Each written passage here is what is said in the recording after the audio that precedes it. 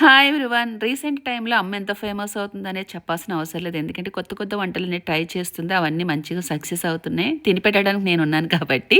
And అమ్మ ఏంటంటే మరమరాలతో గారెలు వేసింది. ఫుల్ వ్లాగ్ అయితే ఈ షార్ట్ వీడియో కింద ఉంది. కుదిరితే చూడండి. మరమరాలు ఏంటంటే 3 గ్లాసులు తీసుకోవాలి. ఒక రవ్వ వచ్చి ఉప్మా రవ్వ. మరమరాలు ఒక 2, 3 మినిట్స్ సోక్ చేసి పెట్టుకోవాలి.